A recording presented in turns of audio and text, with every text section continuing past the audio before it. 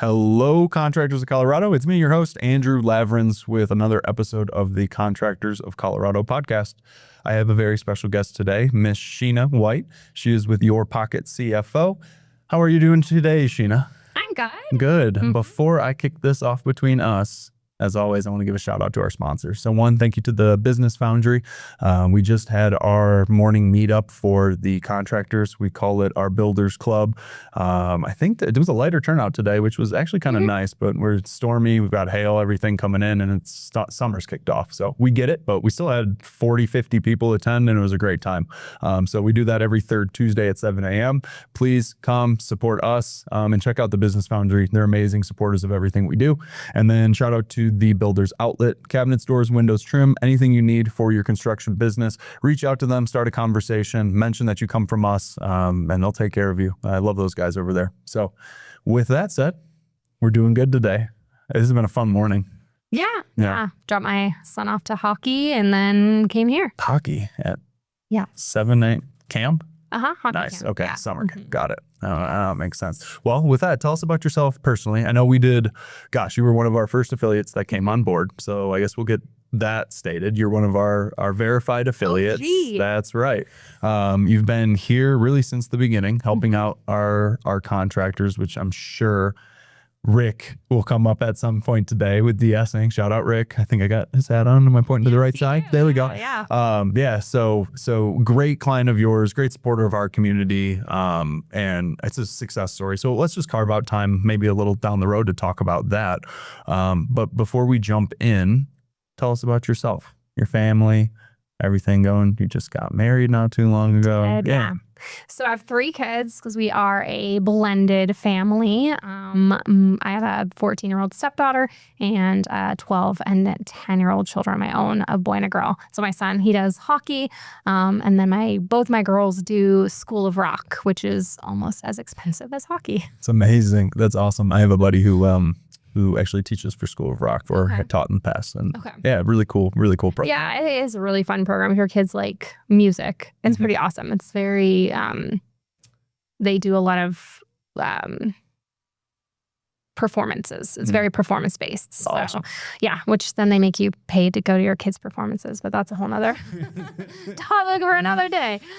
And then, I've been helping contractors for a long time. So I know I look like your epitome of what a contractor looks like, but you are the stereotype. Yes, exactly. Everyone just sees me and is like, oh, yes, she knows concrete. But I actually do, because it was when my son was about 9 months old. Me and my ex started a concrete repair, coating, and polishing company.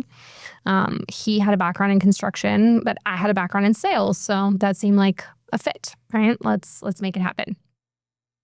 And everything was going great-ish. I mean, the first few years of a company, you're just getting your feet wet, figuring it out. But we were at least, sort of able to pay our bills. And then one day I was driving to a meeting, and on the radio, they said my accountant's name. And they said, if this was your accountant, it was a real bad day for you. And I literally almost ran off the road, because that was my accountant. And he was not just my accountant. He did all of our bookkeeping. They did all of our payroll. They did everything. Right? I mean, because I was not in charge of that. I was a salesperson. And so I started freaking out, and I went straight to his office, and I was like, hey, I was trying to get in, and you couldn't get in the office because there was like evidence tape and stuff. Like, you couldn't get in. And I was like, oh my God, what is happening here? Well, it turned out that he had been giving incorrect reports to the IRS and had been embezzling all of our tax money. So every single dollar for 3 years we thought went to the IRS actually went into his pocket. Lovely. It was awful. Yeah. It was one of those worst day ever that ended up turning into your best day ever, because if that hadn't happened, everything else that happened later wouldn't have happened. What do they say were some of our experiences? Yeah, that was a big addition there. Yeah. And so, the IRS was really nice. They gave me a very limited amount of time to reproduce 3 years worth of records. Shout out IRS. But they were cool. They abated some of the tax That's usually what I hear penalties people and some say. of the interest, and then they put us on a payment plan. But it was on that time that I was like, okay, I need to know my finances a little bit better. Like, I need to figure this out. And I'm a smart girl. I can do this. And so I worked with the IRS. I recreated all of the books, everything. But then I also took a look at my business in a different way. Instead of just doing what we'd always been doing, I was like, okay, how do we do things differently? How do we make more money? And in that year-long process of kind of getting everything situated with the IRS, I was able to take my business from 4% profit to 24% profit with no additional sales. So my sales were flat year over year that year, but our profitability was up over $100,000. Wow. Yeah. That's the story. Right? So a bad scenario Yeah, terrible. took you out of the construction world, and now you wear your suits. I can't imagine this is your attire on the job site, but Not usually, but I also, so in 2018, construction, we had our construction company was going, and I was still doing that, but I also wanted something that was just mine. So I started into insurance, and I grew an insurance team.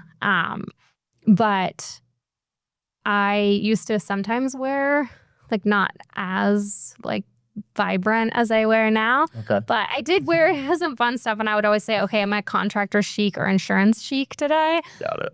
One or the other. I get that. Yeah, absolutely. Yeah. So I think that the story one is a great story for you explaining your process of, why do I understand the contractors? Why do I like working with this community? Because I've been there, I've done that, and I want to help people avoid one of my worst days. Luckily for you, you were able to, as you do, be able to roll off things, put spins on things, and adapt. But if we can help other contractors avoid that, that's the word we want to spread. And so one thing that I thought was really cool hearing that story was that it was like, yes, this is exactly why I have people like you, like the affiliates. This is exactly why you're here, is so that when contractors come into a group like they did today, and there's 50 of them walking around, and they run into somebody that has bookkeeper or attorney or even, vehicle wraps. Like, there's so many services that we help introduce people to, but they know when they're in that room, this is someone you can trust. Yeah. And it's cool because now that we've been doing this and we've got some time behind us, it's no longer this conversation of, oh, just trust me. Like, give me a shot. I can do this. It's, oh yeah, I work for them over there and I help them over there. And I'll tell you what I do, but why don't we go talk with them too? Like, let's hear their experience. And then, Right. You've got fans like Rick where he unprompted. I don't think I've seen Rick in the last year where he hasn't brought your name up. So, Well, and it's funny because I had him talk to a potential client, and he told them that if they hired me and they have not liking me, then he would pay them back the first month's fee. He's like, I know she's going to help you so much that I will guarantee her fee. I'm like, you don't have to do that. He's like, no, he's like, it's the truth though, because you can help them. yeah, I love it. I love it because it's a success story for him. It's taking a business where, they're great people doing great work and just struggling on the business side a little bit. And you can come in, inject some business savvy, some financial literacy in some situations, and come in and right the ship. Yeah. And what was cool about this story, it wasn't that they had to change their crews. They had to change anything. They had to do different jobs. It was just a simple matter of, you have to understand where you're making your money, where your money's going, and where it moves. And it was cool to hear them be like, well, that's not us. That's not for me. Yeah. And that's where you stepped in, and immediately were able to solve that. And just that story, I think, highlights exactly where we want to be, what we are as a resource, as contractors, scholars. Like, come to us. I want to hear your problems. And if I can make an introduction and have you come back a year and a half later just singing praises and telling everybody that they've got to talk with you and talk with me and everything, that's a success story for us. Yeah. So it was really, really cool. Thank you for sharing. Yeah. No, it's fun to work with people who appreciate what you do. And I just love helping people not have to deal with some of the things I had to deal with, right? Because I feel like I made all the mistakes, and And so now to help people avoid all those mistakes. Yeah. You know? We always tell people you can learn all of this the hard way. I'm not telling you that you're not dumb. Like it happens where people come in, and I talk with this about Miriam, where I'll sit down with the contractor and they're like, I'm not that smart. And I'm like, dude, you do foundations. Like, what do you mean? You're doing math all the time. You're doing a hard skill. Like, let's go to our attorney. You think she could do any of this? Maybe the math portion, but like the physical work, it's a Oh yeah. Well, you have a skill, they have a skill. This is why we work together, is to use the best of the people around us and be better ourselves. even Rick yesterday pulled down half of a building that was connected to another building without affecting the building it was connected to. I could not do that. I have actually no idea how you even do it. I saw it happen and I still don't really know. And I have a degree in biochemistry, right? I've taken many a physics class. I can do math with the best of them. And I was very impressed, So everybody has their different skill sets, the things that they become an expert in. He's an expert in that. He is not an expert in the finance math, and that's okay because that's why he has me. And so we create a good team. And that's with all my clients. I look at it really as a co-creation. It's not, it's funny because Rick will be like, oh, she's in charge. It's like, yeah, kinda. I still make him sign all the checks, and I still make he has to be involved. And at the end of the day, he's the CEO, right? These are his decisions as the CEO. I just make suggestions and, kind of keep track of things. And make sure that we're on the right track. But at the end of the day, it's very much a co-creation, and it's very much a collaboration. Like, where do you want to go? Like, because it's so funny. People always talk about strategy. Like, oh, I'll give you a strategy. Like, well, yeah, I mean, any strategy will take you somewhere. Strategy is just like directions. But the trick is you have to know where you are and where you want to go to know which strategy is the right one for you. Because I could give you a strategy, but it might not help you. We first have to know, okay, where are we? Where are we going to go? Then pick the strategy. And that's what I work with people on, is like, okay, figuring out the right strategy for them to get where they want to go, not necessarily where, this one strategy worked to get here one day. Yeah. And one thing that I like about our community is we get to put, guys like Rick or other guys that have been around the industry for a very long time and maybe have built bigger businesses, have multiple crews. They don't go to the job sites anymore. They send their project managers out. They have superintendents, all of that. And then you got the young bucks that are, started, they're in their first 5 years and they're growing and things are going good. And it's, there's so many misconceptions about growing the big bucks want the big, I want, the 20 trucks and all these crews going out, and they sit next to that business owner that's doing it. And they're like, man, I used to make more money for myself when I was just me and a few guys and we had a lot of fun. And has anyone ever sat you down and talked about what you want out of this? Right. Yeah. Or do you just want a job? Because right now it's like you're just working a job. You just happen to also be the owner, employing yourself more or less. Yeah. And you pay yourself last, and you're a great employee, but it is a terrible business to work for. It just happens to be yours, and you treat yourself the worst. So those are the things that we see all the time, that it's cool to have someone like you be able to step in, educate people, but also just put a direct eye on their finances as a fractional CFO. So that's what I want to jump into now, is talk about your services. If you want to use Rick as an example, or any of your clients just in general, to give us some sort of idea how you impact a business. But first, let's start with the what. What do you do? What do I do? So many things. How to distill that into one snapshot. What is a fractional CFO, right? So a CFO, Chief Financial Officer. So if you think about in a large company, everything lives and dies by the Chief Financial Officer. You see huge companies and their CFOs are the ones who are coming out talking about earnings, talking about what they're doing, all the things. Even with Southwest, with some of their big changes, their CFO has made multiple statements. So these companies have these people who know finance in and out and know how to grow a company in a fiscally responsible way.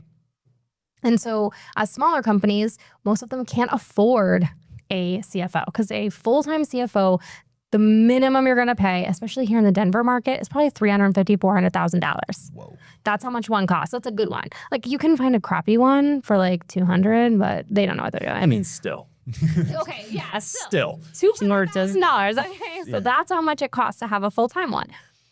But if you don't have, you want that financial insight, right? You want somebody who is looking at your business in that way because your accountant is making sure you're tax compliant. Your bookkeeper is making sure your data is entered. Ooh, say this again because we talked about this a month or two ago and it's been like ringing around my head is that was the best way I was able to describe what you do is it's not that you don't already have somebody maybe looking at your books and managing it, but their job is not strategy at all. And you don't want their job to be strategy. No, because so bookkeepers are data entry. And I have a bookkeeper on my team. He's amazing. He's my full-time bookkeeper. So, there are some clients we do books for, but I don't do them anymore. I used to, but I don't do them anymore. I have a bookkeeper for that. And he focuses on the data entry, making sure everything is where it needs to be in terms of the data, right? Because when we're doing analysis, the quality of our data impacts the quality of our analysis. Oh, you're giving me shivers back to my analytics days. Yeah, like I'm about to go there, about to get nerdy in here. So we have to have that good data. So I have a team that makes sure we have the good data. But all they're doing is creating the data, not utilizing the data to have meaning behind it. And your accountant, there are some great CPAs that do a little bit of analysis here and there. But generally speaking, CPAs and other tax professionals like an EA or something, they are good at IRS law, knowing what the rules are.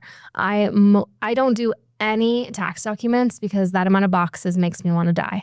But and I know I always say I know enough to be dangerous. That's why we need really great tax professionals who they're going to focus on tax strategy. How do we do things so that we can mitigate our tax burden? But that's a completely different strategy. That's not a strategy to build your business and build your income. And so I like to look at, okay, how do we make you the most money and work with your tax professional so that we're making the most money while paying the least taxes? Which you can do. It's just you need both. You need the fractional CFO and the good tax strategist, CPA, because without both, you're only going to have one side of the coin. Yep. So what I do is doing that analytics. What is our cost of goods sold percentage? I had a client once who, when we started working together, their cost of goods sold, so it was their materials, their subcontractors, was 90% of every single thing they brought in. So if they brought in $10, $9 of it was going straight back out to their suppliers and their subcontractors.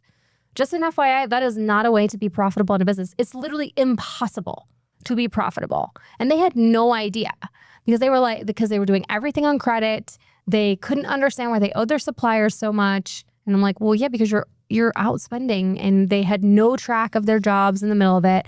It's not ill-intentioned most of the time. It's a lack of understanding. Right. They're just trying to work really hard. And one of the side effects of that we see in the community is now the race to the bottom. And that's something that we really work hard on is getting the conversation out into the open about pricing and understanding, hey, you guys, you're in similar trades, you're in the same trade. It's okay to discuss how you do your pricing, how different things go. You don't have to collaborate. You don't have to standardize price points. That's never going to happen. But an understanding of it's unfortunately people like that make it really, really hard for other people to win jobs. The crazy thing was their pricing wasn't the cheapest.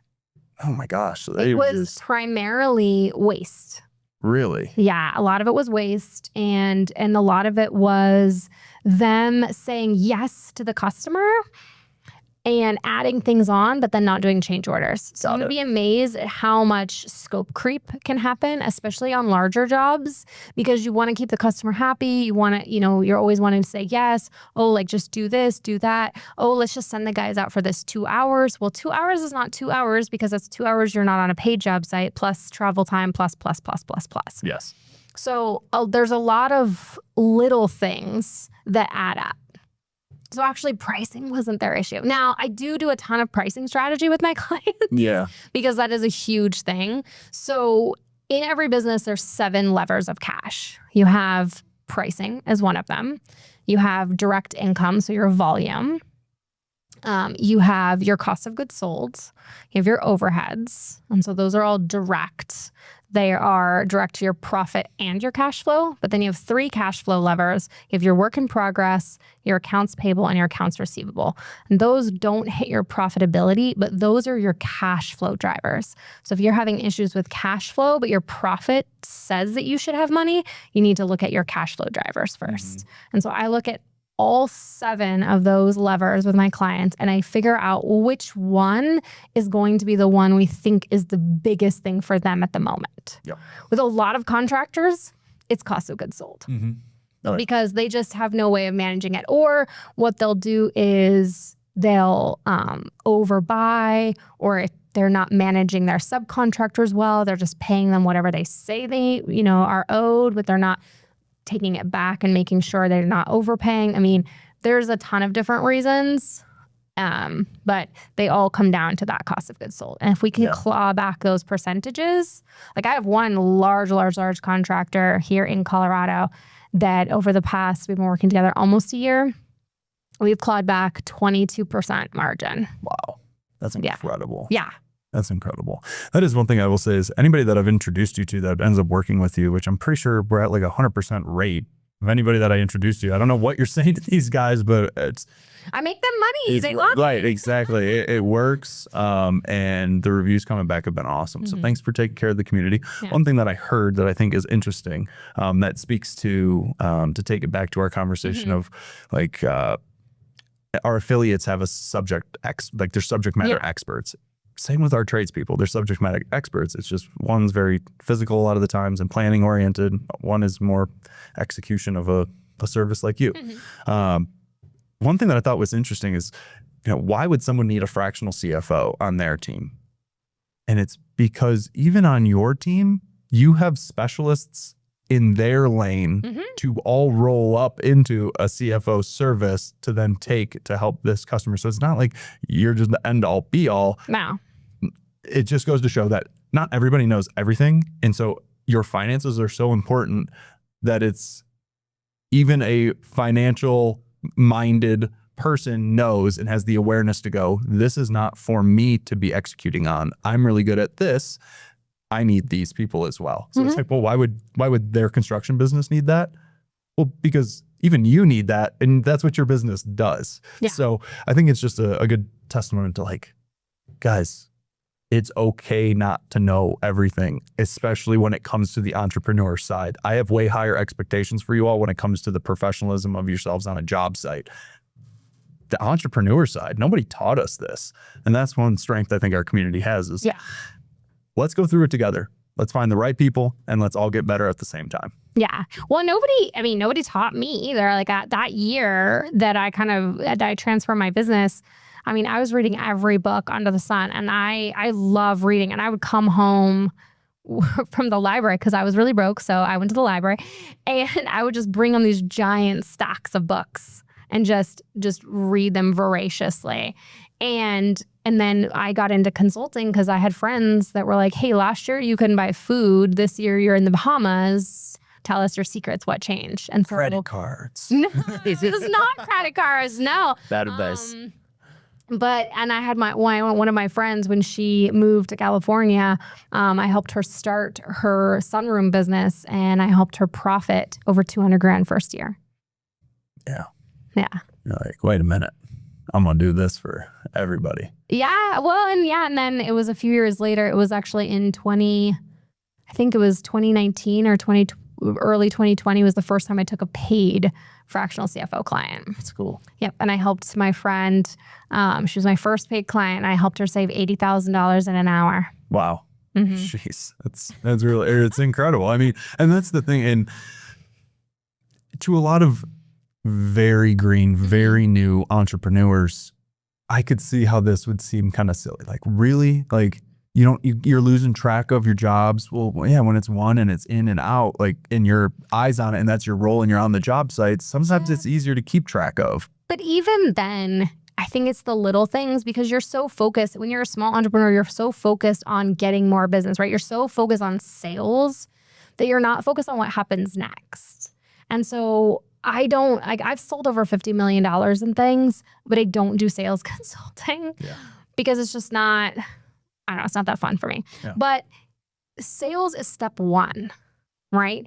Profit happens all the way at the end. Yeah. Sales, there's a reason your income statement is positioned the way it is. The sales are at the top. When it comes to your income statement, the sales is the first thing that happens. So all the rest happens and then you get to your profit. And so a lot of people, they're so focused on that first step that they're not paying attention to any of the other things. Yes. And so that's my job, is to pay attention to all those other things and to alert you when something is off and to create budgets. Budget is not a 4-letter word. Debt is a 4-letter word, but it shouldn't be, but that's a whole nother topic. But the point is, budget is not a 4-letter word. You know, I love a budget because to me, a budget sets me free. It lets me know, yes, I can spend. No, I can't. What am I doing here? And shows me where I need to be. Yeah. A lot of people think of budgets negatively as like, oh, it's capping what I can spend. And it's also like, well, not always. Sometimes you look at the budget, you have more, and that piece of equipment you were thinking about, congratulations, go get that thing. Like, it's really just a strategy and an understanding of where your money's going, how you're using it, and making sure that you just have oversight, you're keeping eyes on your books, and you're doing the right things to go collect. I like that a lot. Profits at the end. So many of these guys, you close a deal, signed contract, job focused. What about collecting? Well, what about collecting? But also, like, what about how much you spent? Like, I remember we had this job that went totally sideways when I had my concrete company, and my employee, he knew how much we had quote unquote made in that job. And he was like, man, this is a $10,000 job. I want to raise. And I was like, and this job had gone like so sideways that we had lost our ass. And so I gave him a P&L of the job. And I showed him that in that job, he had made like $2,500 something because we had to pay him so much overtime and this and that because it was that bad. And that we had lost like $4,000 on this job. And I showed him and he was like, oh man. I was like, yeah. I was like, so now that $4,000 has to come out of other jobs that are profitable in order to make up for this one. I'm like, and then this one went so much longer than it was supposed to. That's jobs we couldn't do in that time. So people, they don't think about, like, they think, oh, it just takes one more day. It's like, yeah, but one more day is one more day of overhead that now comes on that job. It's a day that you have opportunity costs because you can't be on the next job. There's so many things that we have to look at when we're budgeting our money and our time, because time is the one thing you can't get more of. So we have to stay on schedule. Yep. What's one thing that maybe you see on average or most of the time that could be a good nugget for the contractors today? I think one of the things is doing what I like to call backwards goals. So if you want to make, say you want to make $100,000 this year, you need to figure out your margins and figure out what your sales goals should be at you making $100,000 of seller discretionary earnings, not profit. Because there's stuff that will not show that comes out of your cash flow that still is shown as profit. It's like all debt servicing. So if you have a car payment that you're paying for out of your business, and the car payment itself, not the interest, but the actual principal of the payment will show still as income per the IRS, because it's towards the balance, it's towards the purchase of an asset. So you get to write it off separately. So that's why a lot of times people will be like, I don't understand why my P&L says I have profit and I have no money in the bank. It's because of all that debt servicing. Got it. Yep. So you need to look at your seller discretionary earnings and say, okay, if I want to make $100,000, what is my current SDE percentage? And then you need to flip it and say, okay, then you can go backwards and say, okay, this is how much I need in volume. Mm-hmm. It's funny that you brought that up as the thing you see on average. It blows my mind on paper how many of these businesses don't work, where you're sitting down and you're just going quickly, not diving into the books or anything, just, you know, how much money came in? How much money is going out? What's your average job? How many jobs can you get done in a week, in a month, in a year? And all of a sudden you're like, and how much is your labor cost? How much have you spent on materials? All of a sudden, just even looking at percentages, you're like, there's no way this works. We have to look at this strategically and then back in. And I would say to any open invite to any of the contractors, one, come talk with Shena, come talk with us, come sit down and at least start that conversation, because you're going to hit a certain point talking to us where I'm going to pass you along and go, hey, this is over my head. Now it's time to go talk to Shena. She'll take care of you. And on the other end, they start getting into the weeds about, okay, now we have budget to do this, this, and this. We need more volume, marketing, XYZ. Perfect. Now we come back into the picture where our services, our team, and our network can help out. So yeah, I mean, and I think people's initial thing is always more work. And that's what I talk about. That's why in my story where I say I went from 4% to 24% profit without adding more volume. My business was flat year over year that I made those changes. And that's super important because people always will assume, oh, well, you just did more work and you have the same overhead. It's like, no. right. We did not grow. And then we ended up growing significantly and we grew to a 7-figure business. But that wasn't the year we did it. Yeah. That year was a restructuring and retooling year that then set us up to be able to reinvest in our business to grow. Growth is really expensive. You need more people. You need more equipment. If you're doing jobs where you're getting paid 60 days later, you have to pay your guys on day 15. But you're not getting paid till day 60. So if you have double the guys, that's double the payroll, and you're still waiting another 6 weeks for your pay, you had to fund that somehow. Growth costs cash. And so you have to be able to be ready for it. So many people want to grow, but they aren't really prepared. I've got a question relating to that. So we see all the time, and I've experienced it in my own businesses. I see it all the time in even friends' businesses that aren't construction. There's a really hard inflection point, it feels like, of, all right, maybe it's me, my dad and I, or me and a partner, and we're growing, things are going well. And we hit this magical point to where if we want to grow our business, we need, the stereotype is we need to do more work. And let's just assume all the other things are taken care of. They are running clean business. So they do actually need to do more work. But they can't afford to hire somebody, but they're maxed out. I see this. It's like almost a universal principle in a small business, that inflection point of, I need to do more work. I can't do more work. I have to hire somebody, but I can't afford to hire somebody. What do you see in those situations? How do people navigate that and get out of it? Is it as simple as go to the bank, take out a bunch of debt and take on the risk? Or do you have a better strategy? So that is one of those things where I strategize business to business to business, because it completely depends on the business itself. What is your current capacity? What is the investment, right? How do we make sure we get the return on that investment? Because what I end up seeing is people who invest and then don't get the return, and then they invest again and don't get the return, and they invest and they invest and they never are getting the return. The trick is you invest and then you get the return, and then you invest again, and then you get the return. But you're getting that return before you invest again. So then you keep going an upward trend. So phases, strategy. Definitely phases. And looking at, okay, do we hire one person? Do we hire two? Like for me, when I had my company, to do a whole new crew was 3 humans, a truck, and $100,000 in equipment. Yeah. So a whole new crew wasn't just like, oh, hey, we're going to get another job tomorrow. So you really have to balance it. And so you really look at capacity. And so with some of my one-on-one clients, I'll even create them individualized capacity calculators. So we can look at their trailing 12 months marketing and see where their close ratios are and all that stuff, and know 6 to 12 months ahead of time when we're going to need those things. So we can start putting the money away, so we can start, preparing for that capacity jump before we ever actually need it. I think that's the piece that I don't hear often, and might be one of the biggest pieces of it, is you can't address that situation when that situation arises unless you've prepared and you've strategized and you've saved. Interesting. Okay. That's not an answer I hear a lot. So that was a good. Well, yeah. I mean, and even if you want to take on debt, you have to be debt worthy.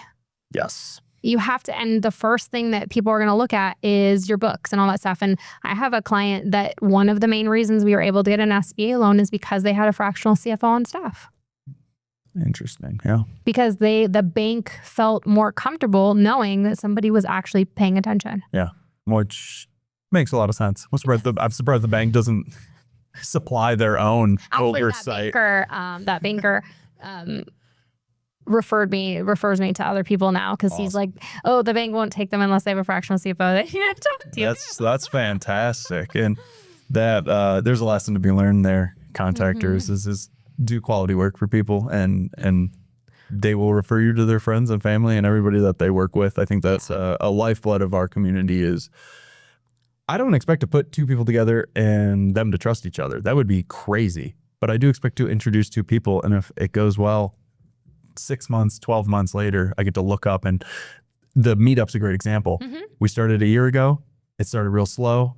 Now the thing, it's like, even with very little promotion, fills up the room. Yeah. Those people that I was introducing a year ago now hug when they get here. And it's just like, oh, that's such a cool feeling. Across the board, relationships are super important. As we kind of wrap this thing up today, is there anything that you wanted to be sure you got to talk about?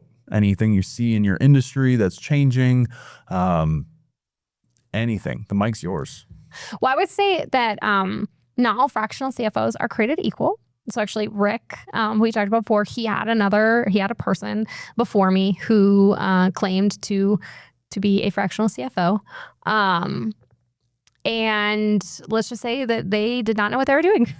Yeah. That's my kind way. I didn't know that. Oh, yeah. Man, for how crazy everything was when you stepped in and the success you've had, it's like to know that somebody else was in there is, Yep. I never would have guessed that. Yep. Yeah. And to really do your due diligence and make sure. And, I offer free consultations. I probably give too much away for free, and I don't care. Whatever, that's just who I am. And that's all the affiliates I've put together for us. So, but really look at the person you're talking to, and maybe talk to some of their clients and really analyze them, because it's a very different skill set. And I've honed the skill set now over the last almost 10 years, in my own company, in many companies before I ever got paid. And now in my, this is all I do. And I run about $100 million in revenue through all my companies that I work with every year. So it's not like a little bit of money I'm in charge of. Awesome. That's good. Tell us, big, small, who do you work with? Honestly, anywhere from about $500,000 to $1 million in revenue. Those are more for my group programs, all the way up to $25-30 million. And that's when they start to get to where they need a full-time in-house staff. And so then we just pass it off. Yeah, that's got to be a big successful moment for you, losing an account, to be able to hand them off to somebody that you just need a full-time person. That's awesome. Very cool. Yep. Well, anything else that you wanted to get out today? And you're just a wealth of knowledge. So anytime I get you in front of the microphone, I'm like, hey, just keep going. I know I read a lot. Read or listen. For me, a lot of what I teach my clients is not stuff that I thought of. I have some stuff that's totally 100% me, my thoughts, or my distillation of all the things. But, one of my favorite authors is Jim Collins. I'm a Swiftie for Jim. And he wrote this amazing book called Great by Choice. And so it's one of my favorites. So if you have one book that you're going to read, that one is a wealth of information. Every single chapter is just gold. Yeah. And reading's changed. Reading isn't reading anymore. You can put on an audiobook on your way, 40 minutes in a work truck with the crew, throwing some earbuds, or educate the team too. Use that downtime. I think would be it would be a something that I've incorporated into my own life of, man, your travel time. It's hard to do things.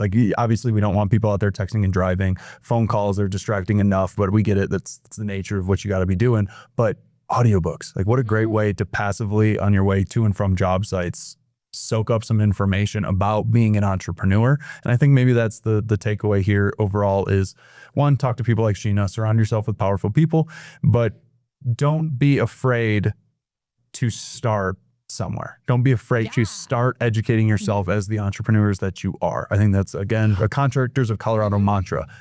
You are a tradesman. You are a professional. You are together an entrepreneur. So let's act like it, and let's do the right stuff for our business. Yeah, don't be afraid of your finances, right? Like I remember being so afraid when everything was going down with my accountant. You know, it was a very scary situation, and I did not have extra money, right? I was a 4% profit. It was awful. Like I could barely buy food, remember?